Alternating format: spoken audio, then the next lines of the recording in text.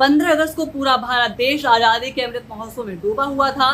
देश की सड़कें तिरंगों से सजी हुई थी। छोटे छोटे घरों से लेकर भव्य इमारतें तक तिरंगे की रोशनी में नहाती हुई नजर आई। न सिर्फ भारत बल्कि दुनिया भर की मशहूर इमारतें जैसे कि दुबई का बुर्ज खलीफा भी तिरंगे के रंग में जगमगाता हुआ नजर आया। लेकिन उत्तर प्रदेश की राजधानी लखनऊ का सबसे बड़ा शॉपिंग डेस्टिनेशन लुलु मॉल इस राष्ट्रीय उत्सव में पूरी तरीके से फीका नजर आया। जहां शहर की हर इमारत देशभक्ति के जज्बे में रंगी हुई थी, वहां लुलु मॉल की दीवारें सादी थी, रोशनी गायब थी।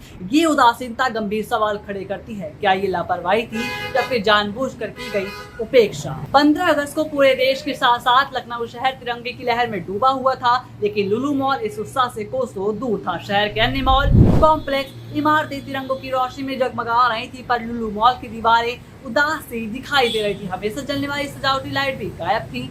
ये दृश्य हैरान करने वाला था। हर घर तिरंगा अभियान के तहत कुछ सरकारी आयोजन तो हुए, लेकिन कहा जा रहा है कि लुलु मॉल ने खुद की ओर से कोई भी पहल नहीं की। क्या ये राष्ट्रीय भावना की अनदेखी थी? लखनऊ वासियों के मन में ये सवाल गूंज रहा है। और आखिर लुलु मॉल ने इस पर्व को नजरअंदाज क्यों किया? हर घर तिरंगा अभियान ने देश के साथ साथ उत्तर प्रदेश को भी देशभक्ति के रंग में रंग दिया। मुख्यमंत्री योगी आदित्यनाथ ने लखनऊ में इसकी शुरुआत भी की थी। शहर की हर गली, हर इमारत तिरंगे से सजी हुई थी, लेकिन लुलु मॉल में ऐसा कुछ भी नहीं दिखाई दिया। मॉल में सशस्त्र सीमा बल की हथियार प्रदर्शनी हुई, बैंड प्रदर्शन हुआ, पर यह सरकार के अभियान का एक हिस्सा था। लोग कह रहे हैं कि लुलु ने स्वतः कोई भी देशभक्ति आयोजन नहीं किया, जबकि अन्य मॉल, अन्य कॉम्प्लेक्स इस तिरंगे की सजावट में और कार्यक्रम में हिस्सा लेते हुए नजर आए। आपको बता दें कि इस लुलु मॉल के मालिक हैं यूसुफ अली, जो कि केरल से निकलकर वैश्विक कारोबारी बने। यूनाइटेड अरब अमीरात में शुरुआत करके उन्होंने 22 देशों में 235 रिटेल स्टोर खड़े किए।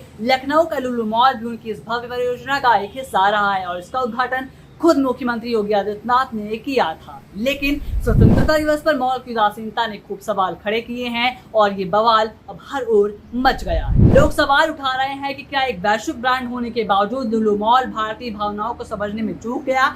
लोगों का मानना है कि लुलु मॉल प्रबंधन को इस पर जवाब देना चाहिए। इसी बीच रघुराज प्रताप सिंह यानी कि राज भैया का एक और वीडियो तेजी से वायरल हो रहा है और लोग इस वीडियो को इससे जोड़ रहे हैं। क्या है इस वीडियो में, आप भी देखिए।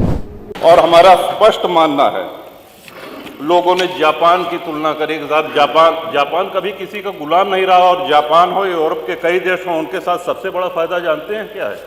उन्होंने अपने आस्तीन में सांप नहीं पाले हुए हैं। हमारे आस्तीन में इतने सांप है कि हम अपने घर के सांपों से लड़े कि बाहर के दुश्मनों से लड़े। अंग्रेज जब भारत में आए, उसके पहले हमारी जीडीपी विश्व के जीडीपी के 30% से अधिक थी। पूरा व्यापार हम करते थे, और जब गए तो लगभग 1-1.5% बचे थे। हम कंगाली पे आ गए थे। अंग्रेज जब आए तो 60 से 70 हजार अंग्रेज सैनिक थे कुल, और उस समय अविभाजित भारत की आबादी 60 करोड़ थी। 1857 की गदर के बाद, स्वतंत्रता संग्राम के बाद, वो संख्या अंग्रेज सिपाहियों की 80 हजार से 1 लाख हो गई। आप कल्पना करें,